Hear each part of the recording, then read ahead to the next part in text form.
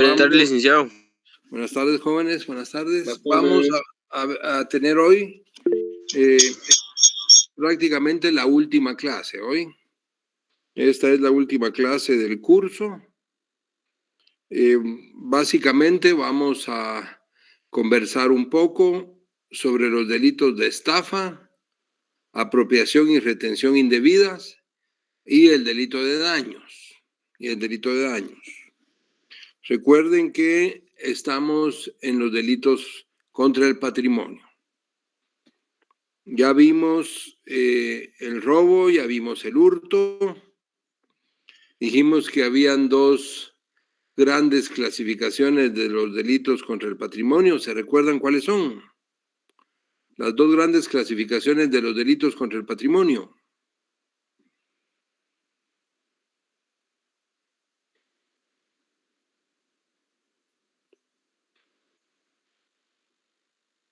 De los delitos contra el patrimonio.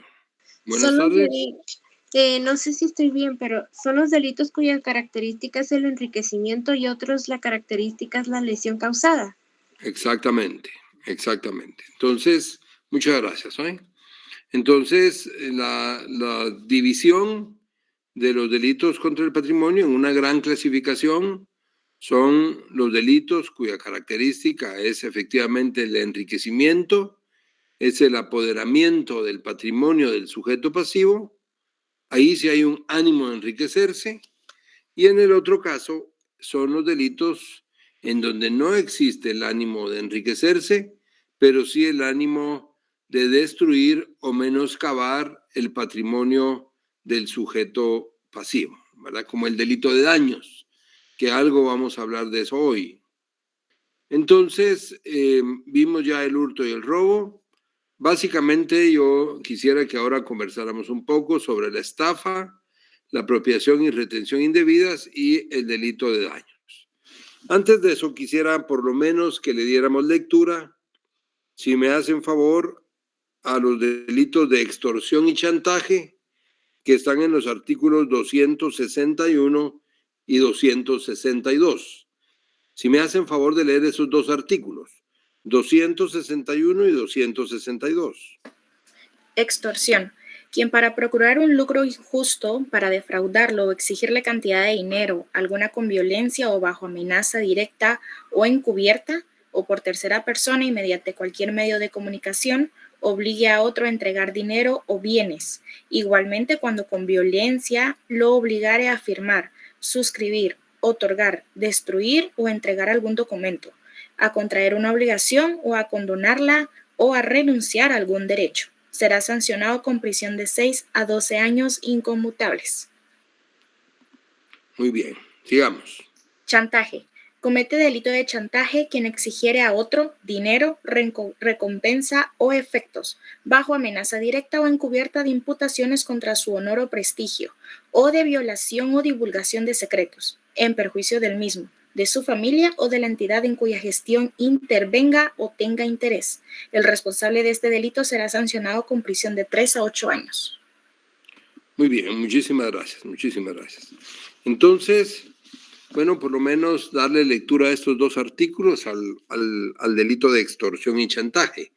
Como todos sabemos, el delito de extorsión es un delito que se ha, digamos, incrementado en los últimos años.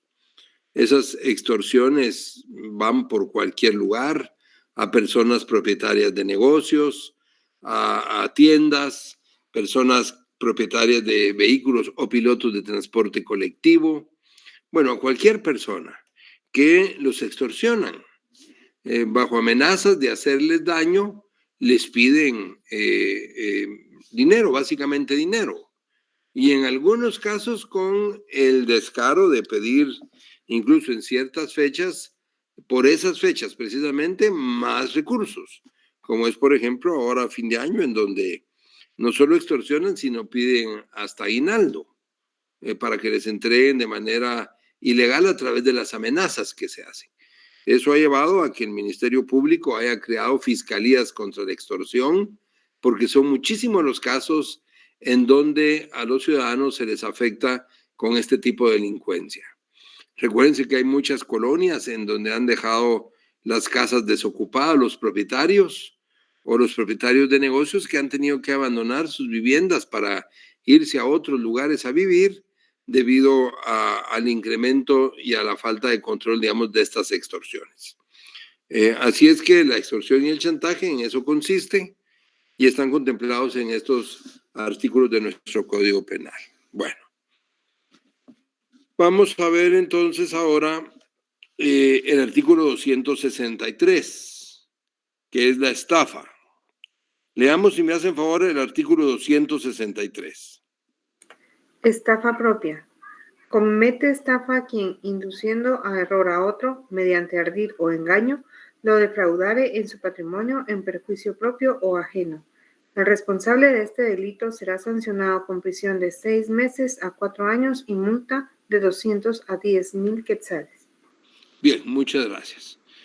Como estamos en los delitos contra el patrimonio, pues quiero comentarles que uno de los delitos que más se comete en contra de este bien jurídico tutelado es precisamente el delito de estafa. El delito de estafa es uno de los delitos que más se comete. Aquí en esta definición del artículo 263, yo quisiera comentarles algunas cosas. Bueno, primero, ese artículo 263 es la figura, digamos, central o el tipo penal o el delito central de todas las estafas. Si ustedes se recuerdan, cuando vimos los delitos de homicidios, en el artículo 123 aparecía un homicidio, que era el homicidio simple. Y luego vimos otras formas de homicidio.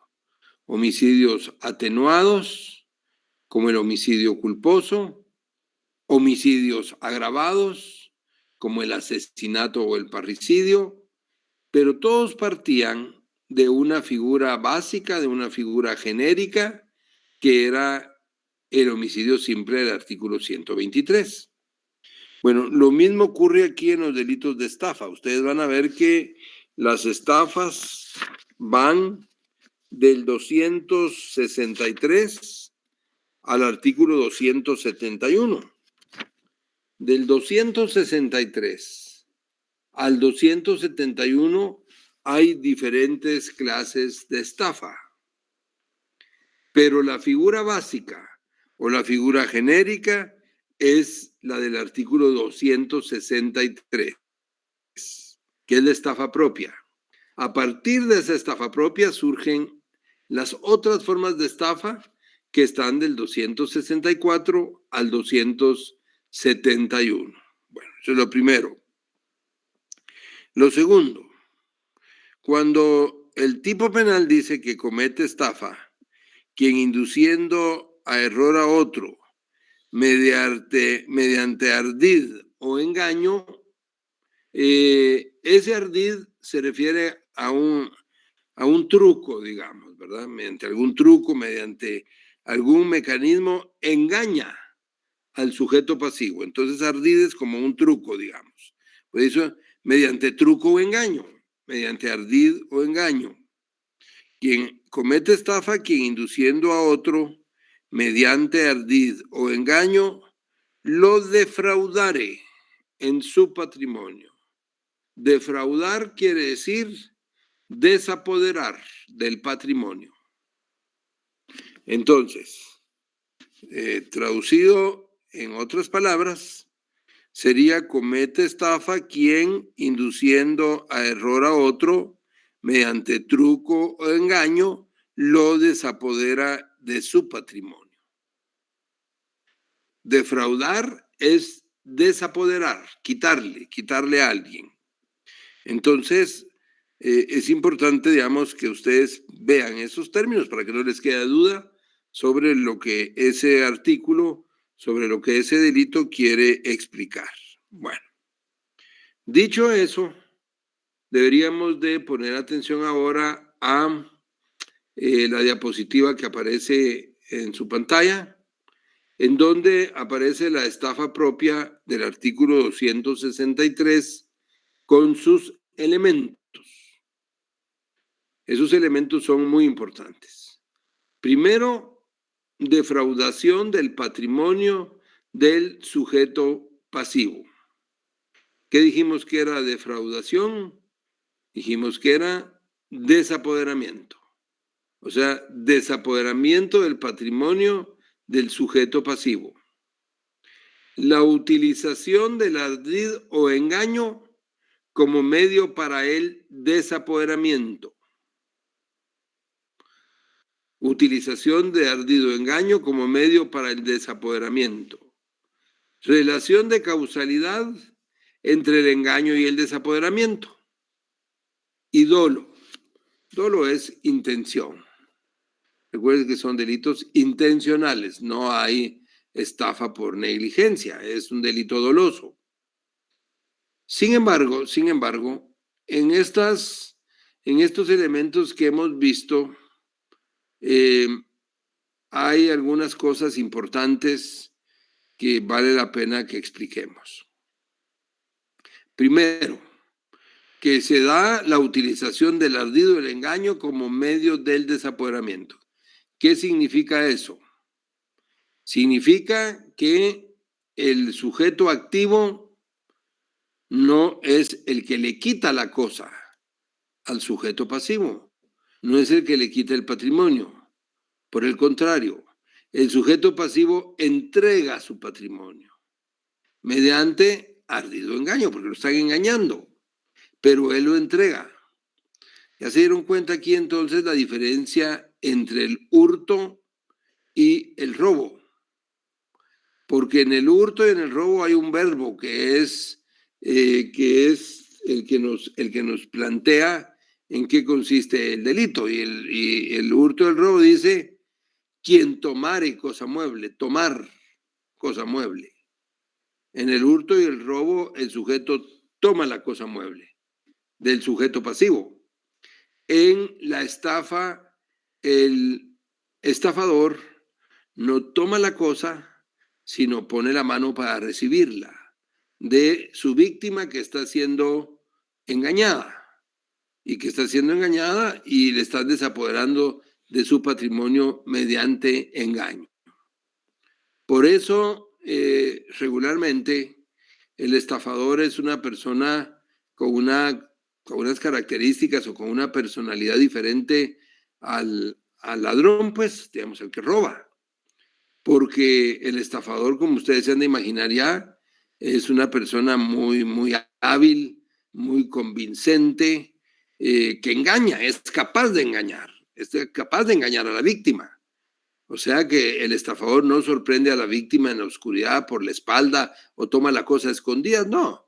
El estafador enfrenta a la víctima, le engaña y la víctima le entrega su patrimonio por engaño. Entonces, las características, digamos, del sujeto que es un estafador son diferentes a las del sujeto que comete un hurto, un robo, porque el estafador es hábil. El estafador es hábil que engaña a la persona. La engaña y la persona le resulta entregando el bien. Sea que le esté ofreciendo un reloj fino, oro, dólares a bajo precio, lo que sea. Pero lo importante es que lo está engañando para quitarle su patrimonio. Luego hay un elemento también que es a veces un poco complicado de comprender, pero que para comprender la estafa es necesario entender esto. Y es la relación de causalidad entre el engaño y el desapoderamiento. ¿Qué quiere decir relación de causalidad entre engaño y desapoderamiento? Quiere decir que primero se engaña y como producto de ese engaño, de ese ardid, se le quita el patrimonio al sujeto pasivo. Por ejemplo, el que gira un cheque sin fondos y le pide a la persona que le está comprando su teléfono y le dice, vendeme tu teléfono, y el otro se lo dice, bueno, te lo venden 10,000 quetzales. Y el sujeto le dice, bueno, está bien, te lo voy a pagar en 10,000 quetzales, hagamos el negocio. Y en ese momento el sujeto hace un cheque, lo gira y el propietario del teléfono entrega el teléfono porque está recibiendo el pago de los 10,000 quetzales, solo que en un cheque. Pero resulta que el cheque no tiene fondos. El que está girando el cheque sabe que no tiene fondos en la cuenta, sabe que lo está engañando, sabe que está haciendo eso únicamente para quitarle el teléfono, para desapoderarlo del sujeto pasivo, y entonces ahí sí se perfecciona la estafa, porque el engaño va al mismo tiempo que el desapoderamiento. O sea, el sujeto se desapodera porque le están dando un cheque, lo están engañando ahí mismo. Entonces hay relación de causalidad entre el engaño y el desapoderamiento. Primero es el engaño y después el desapoderamiento. Fíjense lo que les estoy diciendo. Primero es el engaño y después el desapoderamiento.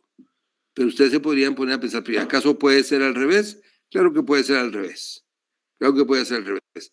Supónganse que en ese mismo caso del sujeto que le está comprando un teléfono a su víctima, le dicen, mira, vendeme tu teléfono. Sí, te lo doy en 10,000 quetzales. Bueno, pero te pago dentro de un mes. Ahorita no tengo dinero, te pago dentro de un mes. Sí, dice la víctima, entrega el teléfono en ese momento, pero no recibe el cheque porque el pago lo va a recibir hasta el mes después.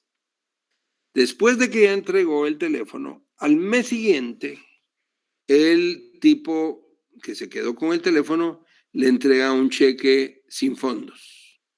Le entrega un cheque sin fondos. Igual, no tiene fondos el cheque, sabía que no tenía fondos y igual lo está engañando, Pero ahí ya no es lo mismo. Ahí ya no es lo mismo, porque en el caso que primero yo les puse, primero va el engaño y después el desapoderamiento, cuando se está haciendo en el mismo momento. En cambio, en este segundo caso, el sujeto propietario del teléfono entrega el teléfono y al mes espera recibir el dinero.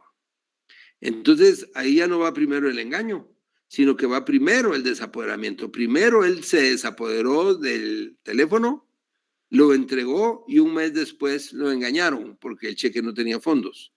Ahí ya no se cumple ese requisito que yo les estoy diciendo, que primero va el engaño y después el desapoderamiento. ¿Qué es lo que pasa en ese caso, en este segundo caso? Lo que pasa es que lo que ya hay, como él entregó el teléfono y dijo voy a esperar un mes, lo que hay ya es una deuda. Lo que hay es una deuda. Y recuerden ustedes que por deuda no hay prisión. Y cuando a él lo engañan un mes después dándole un cheque sin fondos, pues ya no lo están desapoderando del patrimonio, sino que le están pagando una deuda con un cheque sin fondos. ¿Qué pasa en ese caso? Pues el pago se tiene por no hecho y la deuda por subsistente. Le sigue debiendo los 10,000 quetzales, pero ya no hay estafa. Ya no hay estafa porque ahí primero fue el desapoderamiento y después el engaño. Y el dolo que es el cuarto elemento, que es lo que tiene que ver con la intención, la voluntad de engañar al sujeto pasivo. Bueno, ¿qué es importante de lo que hemos dicho? Bueno, es importante todo. Pero, ¿qué es fundamentalmente importante? Que ustedes tengan claro que la estafa es un delito en donde opera el engaño. Que la estafa es igual que engaño. Me estafó, me engañó. Me estafó, me engañó y me quitó mi patrimonio porque me engañó. Esa es la estafa. La estafa. El delito de estafa es una relación muy cercana al daño civil, es muy cercana a la deuda civil. Diríamos que el delito de estafa es el límite entre lo penal y lo civil. Hay casos en donde es muy difícil poder darse uno cuenta si el caso es civil o caso es penal, pero la estafa es penal y es la frontera, digamos, con muchos casos civiles. Lo fundamental, entonces, aquí les decía, es saber ustedes que hay un engaño que es el que utiliza el sujeto activo para desapoderar del patrimonio al sujeto pasivo. ¿Alguna pregunta sobre esto, jóvenes? Licenciado, buenas tardes. Buenas tardes. Es decir que si, por ejemplo, me pagan al momento de yo dar el objeto, me dan un cheque sin fondos, ahí sí es estafa. Sí, Ok, gracias. exactamente, porque ahí sí está entregando el bien creyendo que el cheque tiene fondos y lo está haciendo en ese mismo momento. Entonces, sí, el engaño ahí es primero porque está el cheque de por medio. Licenciado, y por ejemplo, si prestara una situación de que yo voy a hacer una construcción, entonces contrato a un albañil, me dice que mañana van a iniciar los trabajos, pero me pide el 75% de anticipo. Yo le doy el dinero y luego nunca aparece y nunca inician la construcción. ¿Igual sería una estafa? Igual es una estafa. Ok. Igual es una estafa porque le está desapoderando de su patrimonio mediante engaño. Igual. Ok. Vale, entonces, lo que a mí me interesa que ustedes tengan claro es, aquí tienen que estudiar en sus libros, por supuesto, y tienen que profundizar en esto, pero que ustedes tengan claro que es un hurto, que es un robo, que el robo es un hurto solo que con violencia, digamos, tomar la cosa mueble con violencia, y la estafa es un engaño. Eso es lo que ustedes tienen que tener claro y luego saber individualizar cada uno de los delitos o los casos que se les planteen, ¿no? Bueno, ¿alguna otra pregunta?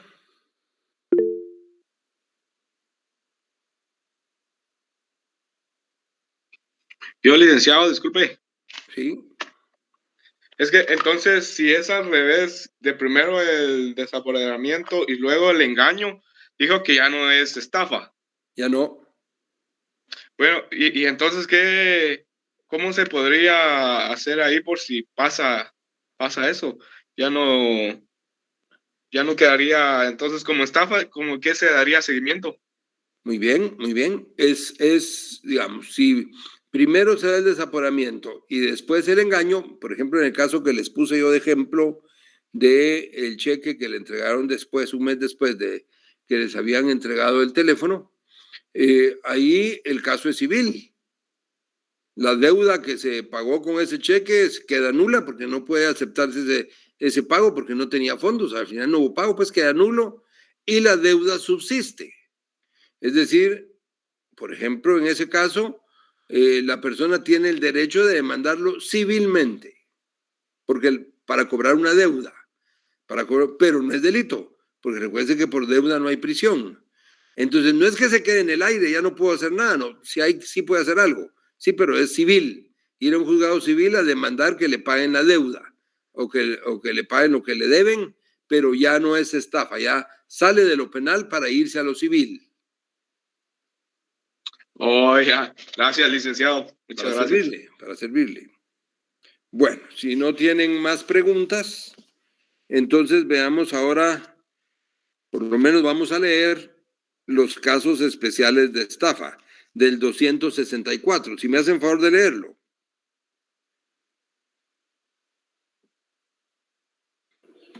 Casos especiales de estafa. Incurrirá en las sanciones señaladas en el artículo anterior. Quien defraudare a otro usando nombre fingido, atribuyéndose poder, influencia, relaciones o cualidades supuestas, aparentando bienes, comisión, empresa o negociaciones imaginarias. 2. El plantero o joyero que alterare en su calidad, ley o peso los objetos relativos a su arte o comercio o traficare con ellos. 3. Los traficantes que defraudaren usando pesas o medidas falsas en el despacho de los objetos de su tráfico. 4. Quien defraudare a otro con supuesta remuneración a funcionarios, autoridades, agentes de esta o empleados públicos o como recompensa de su mediación para obtener una resolución favorable en un asunto que de los mismos dependa, sin perjuicio de las acciones de calumnia que a estos correspondan. 5. Quien cometiere alguna defraudación abusando de firma de otro en blanco o extendiendo con ella algún documento en perjuicio del mismo o de un tercero. 6. Quien defraudare a otro habiéndole suscribir con engaño algún documento. 7. Quien se valiere de fraude para asegurar la suerte en juegos de azar. 8. Quien cometiere defraudación sustrayendo, ocultando o inutilizando en todo o en parte algún proceso, expediente, documento u otro escrito. 9. Quien fingiéndose dueño de una cosa inmueble, la enajenare, grabare o dispusiere de ella en cualquier otra forma. 10. Quien dispusiere de un bien como libre, sabiendo que estaba grabado o sujeto a otra clase de limitación, y quien, con su enajenación o gravamen, impidiere con ánimo de lucro el ejercicio de tales derechos. 11. Quien enajena separadamente una cosa a dos o más personas con perjuicio de cualquiera de ellas o de tercero. 12. Quien otorgara en perjuicio de otro un contrato simulado. 13. Quien a sabiendas adquiere o recibiere en cualquier forma bienes de quien no fuere su dueño o no tuviere derecho para disponer de ellos. 14. Quien con perjuicio de otro ejerciere un derecho de cualquier naturaleza a sabiendas de que ha sido privado del mismo por resolución judicial firme. 15. Quien destruyere o deteriorare total o parcialmente bienes que le pertenezcan, afectos a derechos de un tercero con el propósito de defraudar a éste. 16. Quien comprare a plazos un bien y lo enajenare posteriormente o dispusiere de él en cualquier otra forma sin haber pagado la totalidad del precio. 17. Quien negare su firma en cualquier documento de obligación o descargo. 18. Quien con datos falsos u ocultando antecedentes que le son conocidos, celebrare dolosamente contratos basados en dichos datos o antecedentes. 19. Quien sin autorización o haciendo uso indebido de esta, mediante colectas o recaudaciones, defraudare a otros. Si la recaudación o colecta se hace sin autorización y sin propósito de defraudar, o estando autorizada no se cumple con los requisitos legales correspondientes, la sanción será de multa de 20 a 200 quetzales. 20. Quien cobrare sueldos no devengados, servicios o suministros no efectuados. 21. Quien defraudare valiéndose de la inexperiencia, falta de discernimiento o pasiones de un menor e incapacitado. 22. El deudor que dispusiere en cualquier forma de los frutos grabados con prenda para garantizar créditos destinados a la producción. 23. Quien defraudare o perjudicare a otro usando de cualquier ardid o engaño que no se haya expresado en los incisos anteriores. Muy bien, muchísimas gracias, muy amable hoy.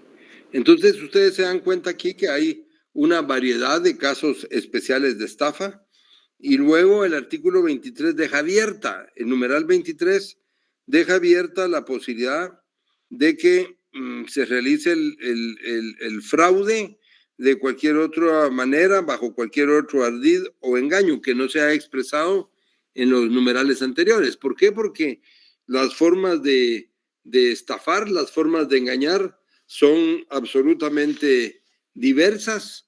Entonces, pues no hay una forma de cómo describirlas todas. Pero en todas esas formas de estafa, en esos casos especiales de estafa, ustedes van a encontrar el engaño, como el que vende 2 veces una misma propiedad, como el que vende un bien que todavía no ha terminado de pagar y lo compró a plazos, pero lo vende al contado, como el que vende un bien que está grabado. Bueno, cualquier actividad de esa naturaleza que implique un engaño para el sujeto pasivo y que le afecte en su patrimonio, siempre que sea doloso, caerá o dentro de la estafa propia del 263 o en los casos especiales de estafa del 264. Muy bien. Veamos ahora el 265, si me hacen favor. Estafa mediante destrucción de cosa propia. Quien para obtener el pago de un seguro o algún provecho indebido en perjuicio de otro, destruyere, deteriorare u ocultare total o parcialmente un bien propio, será sancionado con prisión de 1 a 3 años y multa de 100 a 5,000 quetzales. Muy bien, muchas gracias. Entonces, aquí se trata de alguien que destruye una cosa con el objeto de cobrar un seguro. Alguien logra asegurar un vehículo, en realidad por encima de su precio comercial, y luego lo va a tirar a un barranco y lo reporta como robado.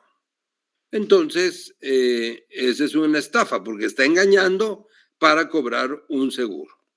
Lo mismo ocurre en el 266, solo que miremos cuál es la diferencia. Veamos el 266, por favor. Estafa mediante lesión. A quien, con el mismo propósito señalado en el artículo anterior, se causare o se hiciere causar por tercero lesión corporal o se agravare la causada por accidente, se le impondrán las mismas sanciones del referido artículo. Muy bien, gracias. Entonces, en este otro artículo nosotros vemos que es una estafa mediante lesión. ¿Por qué? Porque utilizan la lesión que se provoca o que se agrava para el mismo propósito de la estafa mediante destrucción de cosa propia, que es cobrar un seguro. Si ustedes se dan cuenta, el medio que se está utilizando para quitarle el patrimonio al sujeto pasivo es el mismo, es el engaño. ¿Y qué propósito tiene ese engaño? Pues dolosamente, intencionalmente, quitarle parte del patrimonio, en este caso a la aseguradora, que debería pagar el valor del vehículo, del precio del seguro o el seguro por la lesión que sufre la persona. Muy bien. Veamos ahora el 267, si me hacen favor. Artículo 267. Estafa en la entrega de bienes. Quien defraudare en la substancia, calidad o cantidad de los bienes que entregue a otro, en virtud de contrato de cualquier otro título obligatorio, será sancionado con prisión de 6 meses a 5 años y multa de 100 a 5,000 quetzales. Muy bien, muchas gracias. Aquí, en esta estafa en la entrega de bienes, ustedes pueden ver de nuevo la diapositiva en donde aparece el artículo 267 y aparecen los elementos de este delito de estafa en la entrega de bienes. El primer elemento, ya está ya anotado, es el acuerdo o contrato por el cual se establece el precio y la calidad y cantidad de bienes que deben entregarse. O sea, en esta estafa en la entrega de bienes tiene que haber un acuerdo entre precio y calidad de los objetos que se están pagando. El sujeto pasivo paga el monto acordado por los bienes acordados, pero le entregan después bienes de diferente calidad o cantidad a las pactadas. Es un delito doloso. Yo recuerdo de un caso en donde a una empresa que vendía abonos, que vendía insecticidas, que vendía, bueno, todos esos productos químicos para las plantaciones.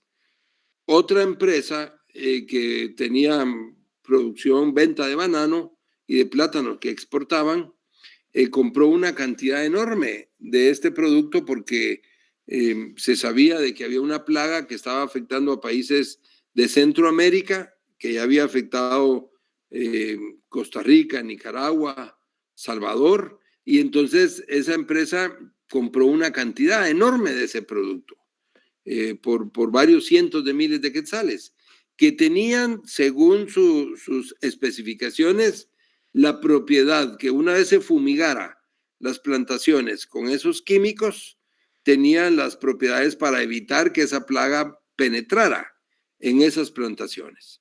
Y se hizo un contrato, pagaron los cientos de miles de quetzales.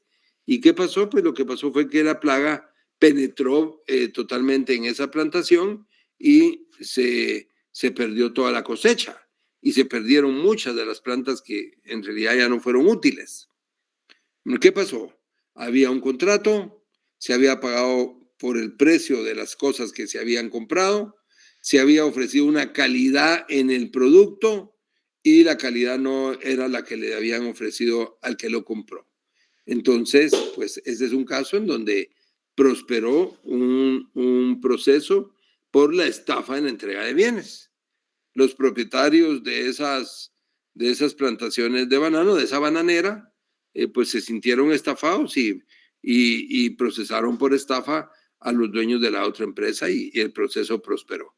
Esa es una estafa en la entrega de bienes porque hay un engaño.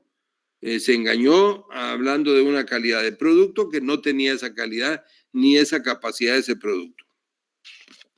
Muy bien. Veamos entonces ahora la estafa mediante cheque del artículo 268.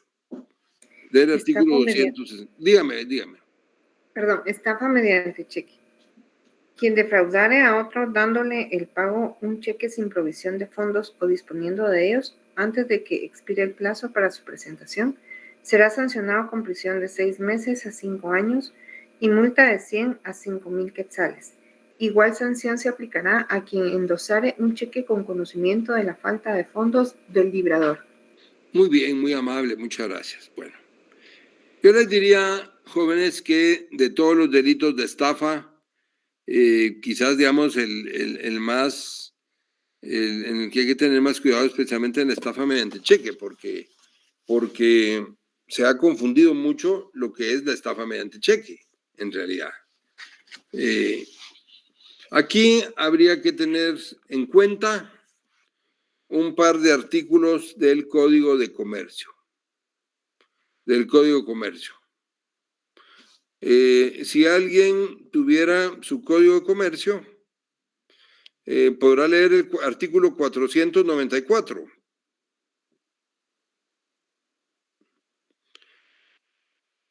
El 494. Artículo 494, cheque. El cheque solo puede ser librado contra un banco en formularios impresos suministrados o aprobados por el mismo. El título que en forma de cheque se libre en contravención a este artículo no producirá efectos de título de crédito. Muy bien, muchas gracias. Muchas gracias. Veamos ahora el 501 y pongan atención a estos otros dos también. Artículo 501 y 502 del Código de Comercio. Vencimiento. El cheque será siempre pagadero a la vista. Cualquier anotación en contrario se tendrá por no puesta. El cheque presentado al pago antes del día indicado como fecha de su creación o sin fecha es pagadero el día de la presentación. En estos casos, el día de la presentación se tendrá legalmente como fecha de su creación. Plazo para presentación. Los cheques deberán presentarse para su pago dentro de los 15 días calendario de su creación. Muy bien, muchas gracias, muy amable. Entonces, aquí vamos a ver la siguiente. Ahí estamos, con la diapositiva correcta, así es. Bueno, aquí hay que tener claro, digamos, varias cosas. Primero, el cheque es un documento de pago, es un título de pago, ¿verdad? No es un título de garantía ni otra cosa, es un título de pago. Luego, el artículo 501 del Código de Comercio les dice a ustedes que el cheque es pagadero a la vista y cualquier anotación en contrario se tendrá por no puesta. Eso quiere decir que todo eso que en la práctica se hace, de que le llaman cheques en garantía, eso no existe. El Código de Comercio en ninguna parte les va a hablar de cheques en garantía. Entonces, eso suele mucho ocurrir en los lugares en donde venden electrodomésticos o diferentes bienes que los venden a plazos. Y entonces le dicen a las personas, mire, vamos a chequear que usted esté apto para este pago, de su enganche, y como son 10 pagos de 1,000 quetzales cada uno, deme 10 cheques prefechados, que van a ser la garantía. Eso no existe. Eso de cheque prefechado, cheque garantía, eso no existe. El cheque, el artículo 501 les dice que es pagadero a la vista. Y cualquier anotación en contrario se tiene por no puesta. Por lo tanto, cualquier cheque que se le presente a un banco, el banco tiene que pagarlo. No importa la fecha. Incluso dice, el cheque presentado para su pago antes del día que aparece en el cheque como fecha de su creación, se paga y se tendrá por hecho en la fecha en que se presentó. Entonces, el cheque es un título de pago, y debe pagarse a la vista. ¿Cuál es el plazo para presentar el cheque en un banco? 15 días, desde su creación. Días corridos, no solo días hábiles, sino días corridos. ¿Eso qué significa? Que el que gira un cheque tiene obligación de tener fondos por 15 días para no ser víctima de estafa mediante cheque, por 15 días. ¿Hasta qué tiempo el banco paga un cheque cuando le presentan un cheque? Hasta 6 meses. Después de 6 meses, el banco ya no les paga el cheque. Solo hasta los 6 meses después de la fecha de creación del cheque. Pero para que sea estafa mediante cheque, solo 15 días. Si después de 15 días el cheque no tiene fondos, ¿cómo se resuelve eso? ¿Cómo se resuelve eso por lo que ya hemos hablado? Si no lo presentó entre los 15 días y lo presentó a los 2 meses y no tiene fondos.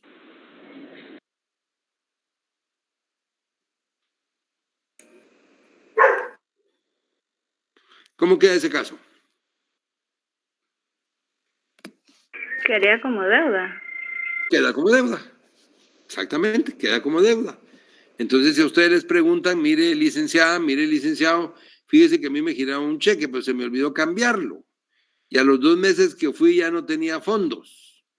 Entonces, ¿puedo procesar por estafa mediante cheque al que me giró el cheque? Ya no puede. Ya no puede porque solo tenía 15 días para presentarlo. Pero entonces, ¿perdí el dinero? No, no lo perdió. Es una deuda que esa persona tiene contra usted y lo puede demandar en lo civil para que le pague. Pero ya no en lo penal, sino en lo civil, porque se pasaron los 15 días. Si es dentro de los 15 días y no tiene fondos, entonces sí es estafa mediante cheque. Miren los elementos del delito que aparecen ahí en la diapositiva. Primero, para que exista estafa mediante cheque, la acción de librar un cheque. ¿Qué es librar? Es girar. ¿Quién es el librador? El dueño de la cuenta que gira el cheque. Esos son términos mercantiles. El librador es el que gira el cheque. El librado es a quien se le gira y el beneficiario a nombre de quien aparece el cheque. Entonces, primer elemento del delito, acción de librar, girar un cheque. El segundo elemento, que el librador o que el girador del cheque no tenga fondos o haya dispuesto de los mismos antes de que transcurra el plazo de su presentación. ¿Cuánto tiempo es el plazo para su presentación en lo penal? 15 días. 15 días.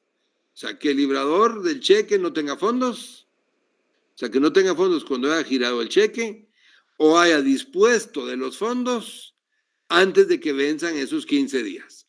Después de vencido ya puede disponer de ese dinero. Tercero, voluntad de defraudar, o sea, el dolo de engañar al emitir un cheque sabiendo que no tiene fondos para pagarlos o retira los fondos antes de que expire el plazo para su presentación, que son 15 días. ¿Verdad?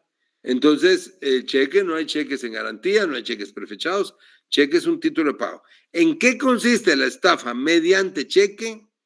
En que el sujeto gira el cheque sabiendo que no tiene fondos cuando gira el cheque o retirando los fondos 15 días en el plazo de 15 días después de que giró el cheque, que es el plazo que tenía que tener fondos. ¿Qué pasa si alguien me debe a mí 10,000 quetzales? Se los presté hace 6 meses y ahora yo le pido que necesito a finales de noviembre que me pague por gastos que tengo que hacer y me paga y me da un cheque sin fondos por mis 10,000 quetzales que me debe. Me da un cheque sin fondos. ¿Hay estafa mediante cheque o no hay estafa mediante cheque ahí? Sí. Sí hay.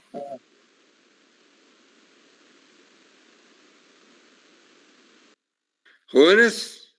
Yo pienso que es más como el caso que mencionó anteriormente, que ahí la deuda sigue y no es estafa mediante cheque porque no se dio en el momento, sino que ya pasó bastante tiempo.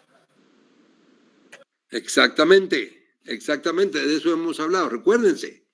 Pero miren pues, Si yo les digo, hace 6 meses yo presté 10,000 quetzales, les estoy diciendo hace 6 meses. Me desapoderé de mi patrimonio hace 6 meses. Di mis 10,000 quetzales. Y a finales de noviembre me pagan mis 10,000 quetzales con un cheque sin fondos. Y les pregunto si hay estafa mediante cheque o no. ¿Qué fue primero ahí? ¿El engaño o el desapoderamiento? Desapoderamiento de primero. Vaya, entonces no hay estafa. Recuérdense la causalidad que hablamos. Primero es el engaño y después el desapoderamiento. Aquí yo le di el cheque en mayo, hace 6 meses, y no, yo no le di el cheque, no, yo le presté el dinero en mayo, hace 6 meses, y él me está engañando en noviembre con un cheque sin fondos. Esa es una deuda que se tiene por subsistente, la deuda subsiste, pero no hay estafa. Bueno, ¿estamos claros? Sí, licenciado. Ahora, sí, licenciado. Vaya, entonces, siempre analicen porque no se dejen ir por lo que parece así en principio, sino analicen si hubo engaño o no hubo engaño, qué fue primero, si el engaño o el desapoderamiento, y en un caso como el que yo les acabo de mencionar, en donde el desapoderamiento sin engaño, porque yo se lo presté de buena fe y él me lo prestó, pues yo se lo presté así, no hubo engaño hace 6 meses, sino el engaño fue ahorita en noviembre, el engaño ya vino después, entonces no hay estafa. Bueno, estamos claros en eso, ¿verdad? Sí, listo. Sí, gracias, Sí, licenciado. licenciado. Vaya, entonces veamos ahora el 269. Si me hacen favor. Defraudación en consumos. Quien de propósito defraudare a otro consumiendo bebida o alimento, o utilizando o haciéndose prestar algún servicio de los de pago inmediato, será sancionado con multa de 20 a 500 quetzales. Muy bien, muchas gracias. Esta defraudación de consumos es, por ejemplo, fulear un vehículo. Uno va a una vez, fulémelo, por favor, y después no paga. Trata de huir con el vehículo sin pagar. O va a que le sirvan sus alimentos, piden bebidas, etcétera, etcétera, y se va sin pagar, se niega a pagar. Esa es una defraudación en consumos, porque está desapoderando a otro consumiendo bebidas o alimentos y no los paga. Entonces está engañando a la persona. Bueno, luego tenemos la estafa de fluidos y la estafa mediante informaciones contables. Si me hace favor de leer esos dos artículos, 270 y 271. Estafa de fluidos. Quien aproveche indebidamente energía eléctrica o cualquier otro fluido que le esté siendo suministrado o alterare los medidores o contadores destinados a marcar el consumo o las indicaciones o datos registrados por esos aparatos, será sancionado con multa de 10 a 2,000 quetzales.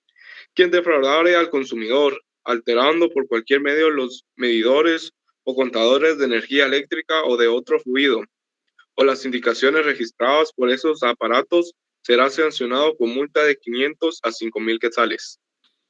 Estafa mediante informaciones contables. Comete el delito de estafa mediante informaciones contables el auditor, perito contador, experto, director, gerente ejecutivo, representante, intendente, liquidador, administrador, funcionario, empleado de entidades mercantiles, bancarias, sociedades o corporativas que en sus dictámenes o comunicaciones al público firmen o certifiquen informes, memorias o proposiciones, inventarios, integraciones, estados contables o financieros y consigne datos contrarios a la verdad o a la realidad, o fueren simulados con el ánimo de defraudar al público o al Estado.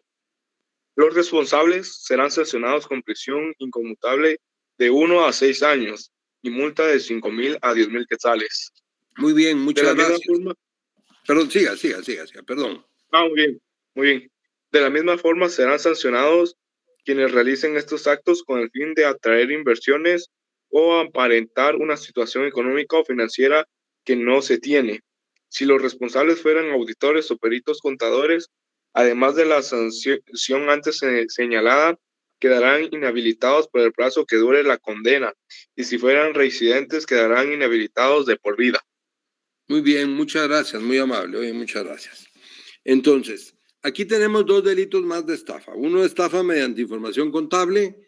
Bueno, eso es toda la información que se pueda obtener para lograr un préstamo en un banco, para que le den a alguien un finiquito, para aparentar una situación económica que no se tiene. Bueno, es un documento que extiende regularmente un contador con información falsa. Lógicamente, aquí habrán posiblemente un delito de falsificación, de falsedad ideológica, posiblemente más el delito de estafa mediante información contable. Y en estafa de fluidos, vean que el tipo penal consiste en aprovechar indebidamente energía eléctrica o cualquier otro fluido que le esté siendo suministrado o altere los medidores o contadores.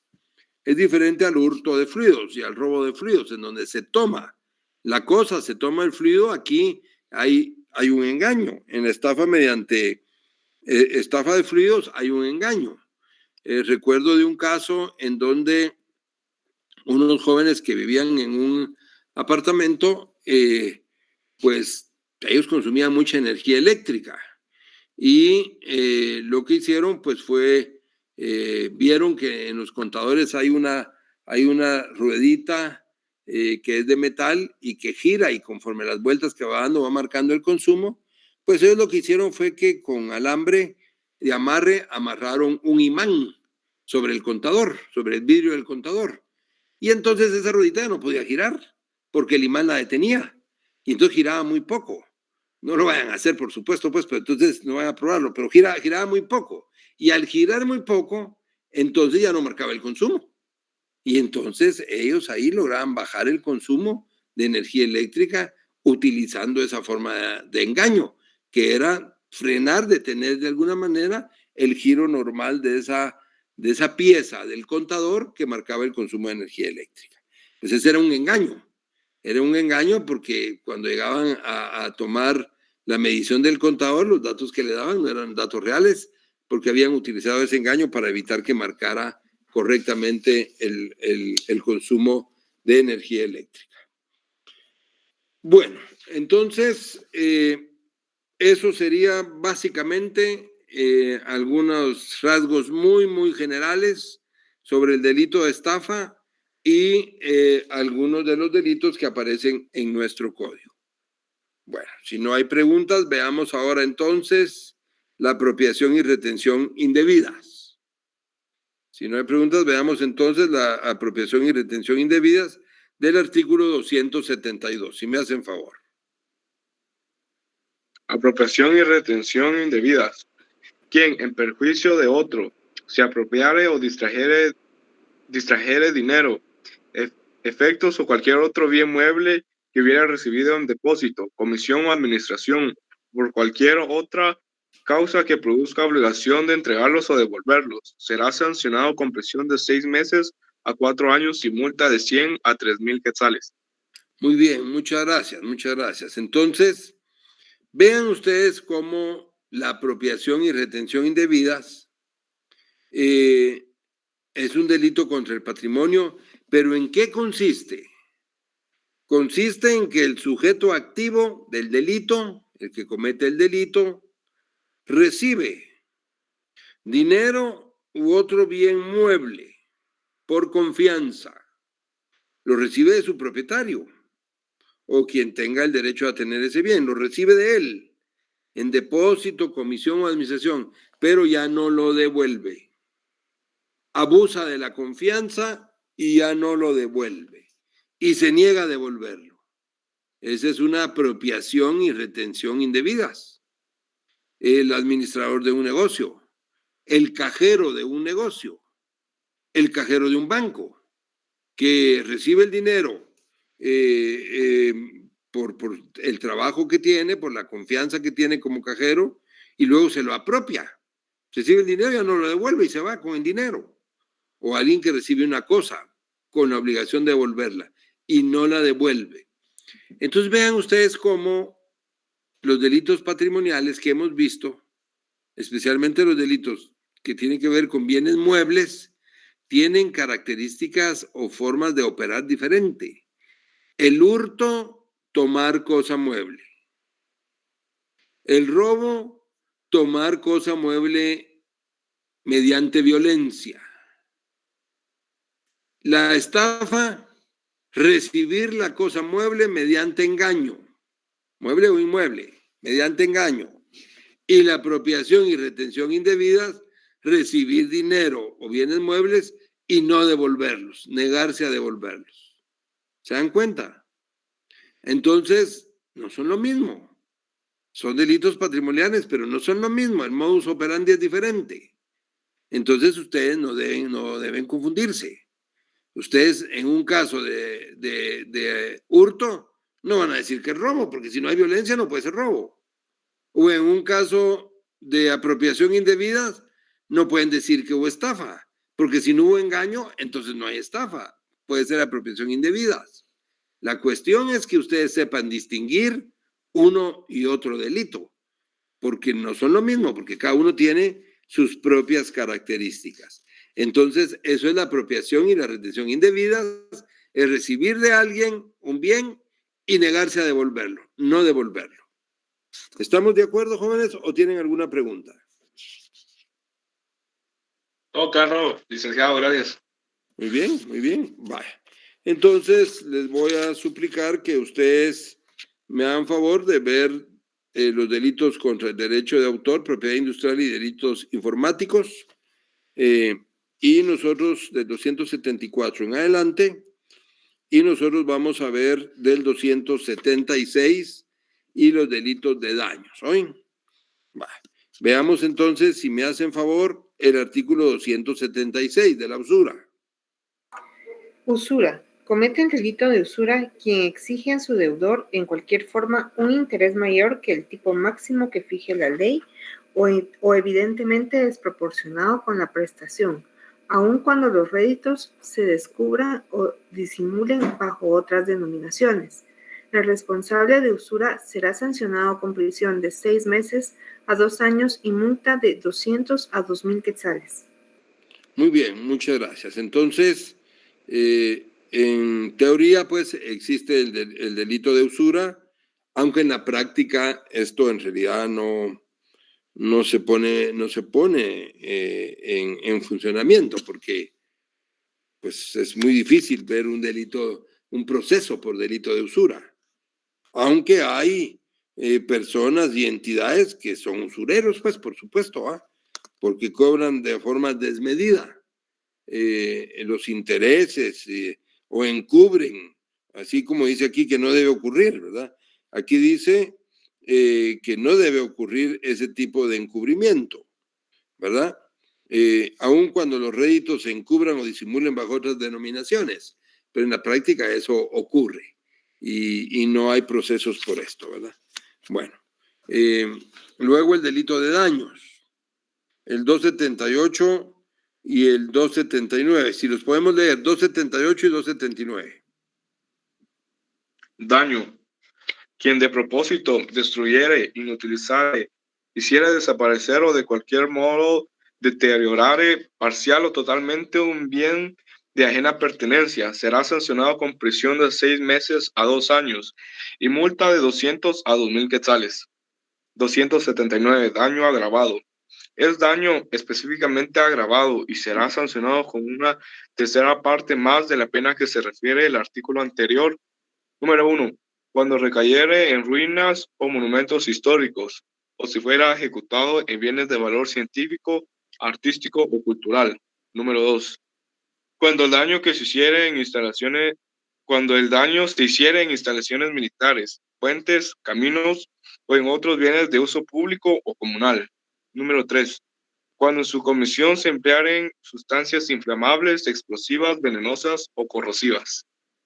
Muy bien, muchas gracias. Entonces, ¿se recuerdan cuando dijimos que habían delitos cuya característica era el enriquecimiento? Son todos los anteriores, ¿verdad? El hurto, el robo, la estafa, la apropiación indebida, la extorsión, chantaje, Ahí la característica de todos esos delitos es el enriquecimiento. Aquí no, en el delito de daños, vean, dice que quien de propósito destruyere, inutilizare, hiciere desaparecer cualquier bien de ajena pertenencia, es destruir un bien, pues tiene una pena porque es un delito, el delito de daños. ¿Qué es importante distinguir aquí? Supongamos que una persona va ebria y va conduciendo su vehículo y como va ebrio se estrella, se choca contra otro vehículo y lo destruye, lo daña totalmente, deja totalmente dañado el vehículo que estaba estacionado. ¿Comete el delito de daños en ese caso o no comete el delito de daños? Sí. ¿Todos están de acuerdo en que sí? Yo digo que no, licenciado. ¿Por qué no? Porque no fue de propósito. Exactamente. Entonces, el delito de daños tiene que ser doloso, tiene que ser intencional. El sujeto que iba ebrio y chocó el carro, bueno, podría cometer un delito por ir manejando ebrio, eso sí, pero daño no, el delito de daño no. Eso no quiere decir que no tenga que pagar el vehículo. Claro que lo tiene que pagar porque destruyó la propiedad, pero civil otra vez.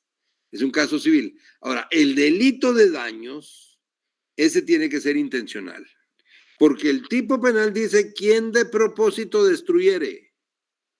No dice quién por negligencia, sino dice quién de propósito destruyere. Entonces el delito de daños tiene que ser intencional o doloso. ¿Estamos de acuerdo? Si no tienen ninguna pregunta sobre eso que acabamos de decir, si no hay preguntas, bueno, entonces, ahora háganme el favor, quiero que veamos el 280 y el 281. Son muy importantes también estos dos artículos, son muy importantes. 280 y 281, si me hacen favor. Exentos de la responsabilidad penal. Están exentos de responsabilidad penal y sujetos únicamente a la civil por los hurtos, robos con fuerza en las cosas, estafas, apropiaciones indebidas y daños que recíprocamente se causaren. 1. Los cónyuges o personas unidas de hecho, salvo que estuvieren separados de bienes o personas y los concubinarios. 2. Los ascendientes o descendientes consanguíneos o afines. 3. El consorte viudo respecto a las cosas de la pertenencia de su difunto cónyuge mientras no hayan pasado a poder de otras personas. 4. Los hermanos si viviesen juntos. La exención no es aplicable a los extraños que participen en el delito. Artículo 281, momento consumativo. Los delitos de hurto, robo, estafa, en su caso apropiación irregular, se tendrán por consumados en el momento en que el delincuente tenga el bien bajo su control, después de haber realizado la aprehensión y el desplazamiento respectivos, aun cuando lo abandonare o lo desapodere de él. De él, muy bien, muchas gracias, muy amable. Bueno, comencemos con este último artículo, momento consumativo. Esto es importante, jóvenes. Dice, los delitos de hurto, robo, estafa, en su caso apropiación irregular, se tendrán por consumados en el momento en que el delincuente tenga el bien bajo su control, después de haber realizado la aprehensión y el desplazamiento respectivos. Entonces, ¿cuándo se tiene por consumado el delito? En el momento en que la persona toma la cosa. Si alguien entra en una casa, quiere cometer el delito de hurto, entra, toma las joyas y luego es capturado al salir de la casa, el delito está consumado. Ustedes no pueden pensar que esa es una tentativa de hurto, de robo. No, porque aquí dice momento consumativo. Y dice que los delitos de hurto, robo, estafa, en su caso apropiación irregular, se tendrán por consumados, miren, en el momento en que el delincuente tenga el bien bajo su control. Después de haber realizado la aprehensión, tomó la cosa y la desplazó para algún lugar. Aun cuando lo abandonare o se lo quiten, o la policía se lo quite, por ejemplo. Entonces, pero si ya tomó la cosa y la movió del lugar, el delito está consumado. Entonces, cuidado con ese artículo porque dice momento consumativo. Y la ley claramente les dice, aun cuando abandone la cosa o lo desapoderen de él. Dígame. Eso es un hecho, es un delito flagrante, es que no puedo decir esa palabra, flagrante delito. Así sería, entonces. Bueno, lo que pasa es que son cosas diferentes, pues, ¿verdad? Pero digamos así como usted lo está pensando. El delincuente entra a la casa, toma las joyas y lo detienen flagrantemente, como usted está diciendo. Y lo detienen en la puerta de la casa donde él ya llevaba en un costal las cosas que había tomado. Así es. Bueno, ¿ahí el delito es en tentativa o el delito está consumado? Consumado, según este artículo, porque ya lleva las cosas en el costal. Exactamente. Entonces, el delito está consumado. Aunque abandone las cosas o se las quiten o las desapoderen de él, aunque el delito ha sido flagrante porque lo desapoderaron de él ya había movido del lugar las cosas, ya las llevaba en su poder, el delito está consumado. ¿Estamos de acuerdo? Sí, gracias, licenciado. Bueno, ahora, en el otro artículo, en el 280, exentos, ¿qué quiere decir? Que no hay responsabilidad penal. Dice el 280, están exentos de responsabilidad penal y sujetos únicamente a la civil por los hurtos, robos con fuerza en las cosas, estafas, etcétera, los cónyuges, los hermanos, los descendientes, hermanos que vivan juntos o el consorte viudo respecto a las cosas de su cónyuge. ¿Qué quiere decir? Que entre hermanos, entre esposos, no puede haber hurto, no puede haber estafa, no puede haber apropiación y retención indebidas. ¿Por qué? Porque la ley prevé que es más importante un vínculo familiar que procesar a alguien por un delito patrimonial. ¿Verdad? No es lo mismo si alguien le pega a otro y lo lesiona. Ahí no hay exención. O si alguien mata a otro, ni modo que a sus familiares los van a perdonar porque mató. No, ahí eso ya no tiene ningún sentido porque esos delitos son delitos contra la vida o contra la integridad de la persona. Pero en cambio el patrimonio sí. La ley aquí lo que trata de hacer el legislador es decir, bueno, entre la familia y el patrimonio preferimos proteger a la familia. Claro, uno puede pensar, sí, pero ¿qué familiar? Si le está robando al hermano, o está estafando a la esposa, o le está robando al esposo o al esposo, o al padre. Pero... Licenciado, disculpe. ¿Sí? Disculpe que lo interrumpa en ese punto. ¿Sí? Pero si existiera algún proceso de divorcio y el cónyuge se quiere llevar cosas de la casa, ahí sí hay un delito. Bueno, ahí sí, porque ya lo ha establecido el juez como medida cautelar. Ahí sí. Gracias. Pero en caso contrario, no. Entonces, aquí lo que el legislador prevé es darle más valor a la relación familiar y darle más valor que a la relación de la persona con su patrimonio.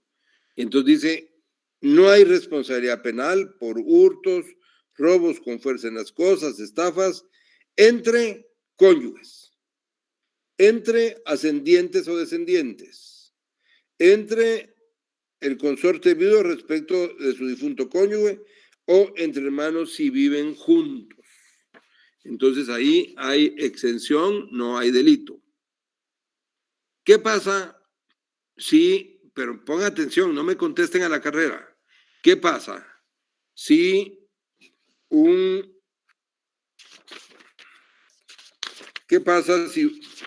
dos hermanos viven juntos? Miren, viven juntos. Dice, miren, numeral cuarto, los hermanos si viviesen juntos. Y un hermano le roba su billetera y reloj a otro hermano, le pega una bofetada y le quita el reloj y su billetera. ¿Hay delito de robo entre esos hermanos que viven juntos o no hay delito de robo? Vean el artículo, no me contesten a la carrera. ¿Hay delito de robo entre esos hermanos o no hay delito de robo?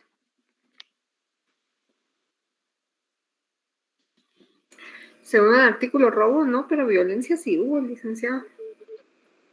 Yo digo que sí, licenciado, porque le está quitando sus bienes y está utilizando violencia.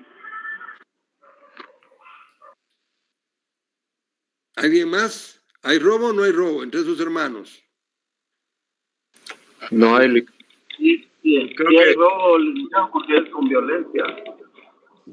Yo creo que no hay porque está la exención de la pena. Solo únicamente está sujeto por el lado civil. Miren pues, miren. Pues ustedes tienen que ser bien cuidadosos en las cosas que analizan, que resuelven y cómo lo ven. Mire pues, yo les dije que un hermano viene, le roba al otro el reloj y la billetera, le da una bofetada para quitárselos y les pregunté si hay, y que viven juntos, sí viven juntos los hermanos, y les pregunté si hay robo o no. Pues fíjense que ahí sí hay robo. Sí hay robo. Pues, algunos de ustedes estarán pensando, no, pero no dice que hay exención, pues. Sí, pero miren, lean otra vez el artículo. Sí. Léamelo. Artículo 280. Exentos de la responsabilidad penal. Están exentos de responsabilidad penal y sujetos únicamente a la civil por los hurtos, robos con fuerza en las cosas, Ahí nomás, perdone, ahí nomás. ¿Qué dice ahí? ¿Robo qué dice? Con fuerza en las cosas. Robo con fuerza en las cosas. No con la fuerza en las personas. Entonces, si dos hermanos, un hermano le roba al otro y para robarle rompió su caja fuerte, no hay delito. Porque la fuerza la empleó sobre las cosas. Porque dice, no hay delito cuando son hurtos, robo con fuerza en las cosas. Pero si un hermano golpeó al otro para robarle, ya no usó fuerza en las cosas. Usó fuerza en la persona del hermano, violencia en la persona del hermano. Entonces no opera esta extensión. Entonces sí hay delito de robo ahí. Porque la ley dice robo con fuerza en las cosas. Recuérdense que cuando vimos el robo, dijimos que podía ser robo con fuerza en las cosas o con violencia en las personas. Y que la violencia en las personas podía ser física o psicológica. Entonces, si aquí la ley dice que hay exención cuando hay robo en los robos entre hermanos con fuerza en las cosas, pero yo les puse un ejemplo de violencia en las personas, no opera esta exención y entonces sí hay robo. ¿Estamos de acuerdo? Sí, licenciado, una pregunta. Por ejemplo, si un familiar que vive conmigo deja, por ejemplo, un reloj o una billetera y yo simplemente la tomo, ahí sí aplicaría este artículo. Aplica el artículo de exención, no hay delito. Ahí se aplica. Ok, gracias. Muy bien, muy bien. Bueno, ¿alguna pregunta?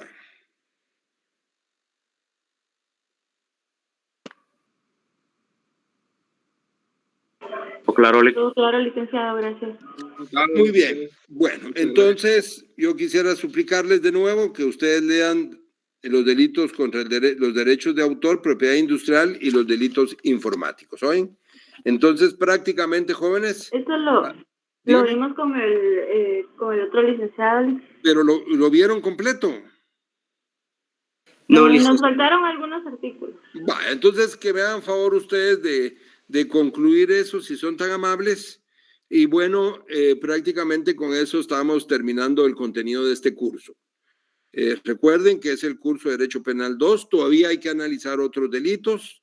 Esos se analizan en el curso de Derecho Penal 3, que ya son otros profesores. Nosotros somos responsables de los cursos de Derecho Penal 1 y Derecho Penal 2. Así es que prácticamente con esto están concluyendo estas clases.